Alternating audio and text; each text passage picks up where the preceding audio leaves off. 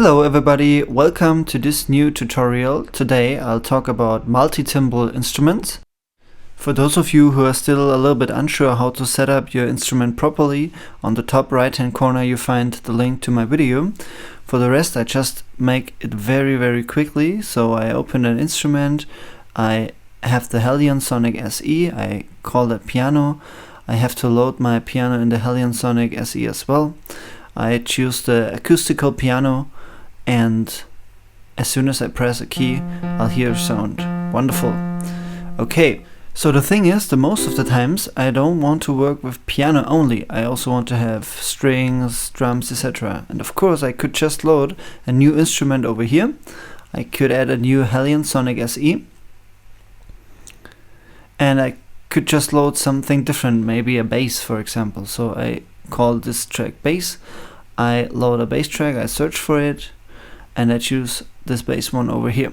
So now I have my bass, and I could play with the piano and I could also play with the bass. But the big problem I have now is that I have two instances of the Hellion Sonic SE. So I have this instance for the piano over here, and I have the second instance for the bass over here. So if I want to make some adjustments, if I want to change the volume, the panorama, I have to do it in two different versions of the Hellion, and very soon my CPU will overload. So the solution is to load a multi-timbral instrument. Let's have a look what multi-timbral means. An electronic musical instrument may be multitimbral, which means it can produce two or more timbres, also called sounds or patches, at the same time. The term multitimbrality is made up of multi from the Latin word much and timbre from French. So I copied this definition from an article on Wikipedia. If you're interested in the whole article, you'll find the link to it in the description of the video. Alright, let's go back to Cubase. So the first thing I do now is I delete that second instrument because I want to have all my instruments in this one instance of the Hellion. And instead of instrument tracks, I load MIDI tracks now. I just choose 4 because I want to have 4 different instruments. My first one is already the piano, so I call it piano. The second one, let's say, is a guitar. Then I choose the bass and then the drums. Now I have to connect these tracks with the right channel. So piano is my channel 1, guitar is my channel 2, bass my 3, and drums my 4. You can control this over here if you're still a little bit unsure about the input and output setting. Again, I recommend to you my previous video. So if I go now inside of the Hellion Sonic, the problem is now I only have loaded my piano.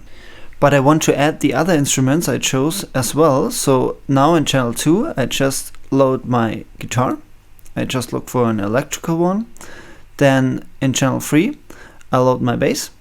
So I look for bass again and I just load the bass I chose before. And for my fourth channel I choose drums.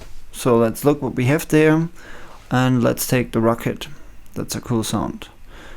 Okay, now I have in my 4 different channels 4 different instruments. Let's check if it works. So I play the piano, that's right. Guitar works also. I have my bass, perfect. And my drums, great. So the first step is done. I loaded 4 MIDI tracks in my Cubase instance, and I've loaded 4 instruments in my Hellion Sonic SE, analog to those channels I selected in Cubase. But to show you the next problem, we need some music, so I'm back in a minute.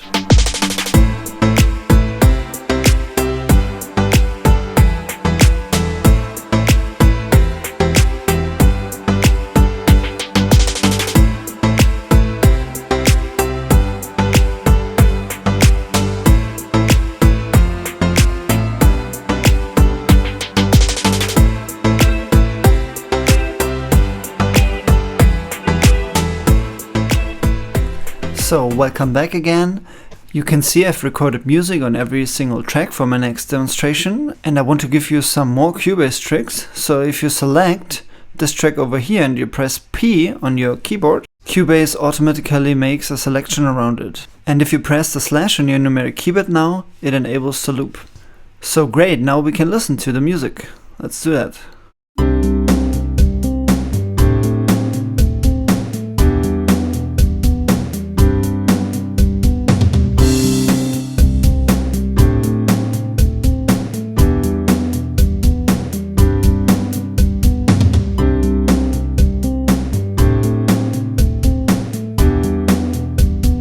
Yeah, well, you can see it's not the most genius music in the world, but I think it works perfectly for the demonstration here, and that's what counts. So the challenge now is that I want to make adjustments on every single instrument I've recorded over here.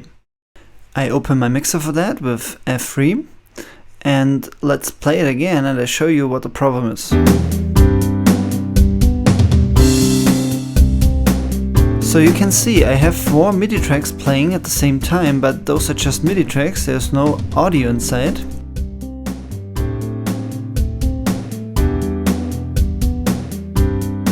And I have 1 stereo track on the left, the piano track, and this is the only track which provides us with audio signal at the moment. So let me just hide the MIDI tracks so that you can see it a little bit clearer. We just have this 1 audio track, and if I want to change the volume, for example on 1 instrument, you see what happens. I change the volume on all instruments instead. I have the same problem with the panorama. I just want to change 1 instrument, but instead I change the panorama for all the 4 tracks at the same time. Okay, so that obviously doesn't work. I now have to find a solution where I can connect 4 audio tracks independently to my 4 MIDI tracks I have loaded here. So we already checked that the Hellion setup was properly correct. Now I have to go to the right panel over here. If you don't see this panel, just click on the right button here and it opens for you. And here you can see the instrument I have loaded, my piano, my Hellion Sonic SE instrument. And I want to activate new audio tracks now which are connected to those instruments and to the Hellion Sonic SE. I do this if I click over here to this pull down and go to activate outputs. I already have the piano, so I need only 3 more outputs. If I go back to my mixer now with F3, you can see there are 3 new audio tracks loaded, connected to my Hellion Sonic SE. So let's just rename them that they match with my MIDI tracks. I call the second one guitar, then the next one bass, and the last one drums. Now let's play it again and see what happens. Yeah, well, you can see still everything goes through this 1 output over here. Because now I have to make a connection inside of my Hellion so that my 4 different instruments go to 4 different outputs.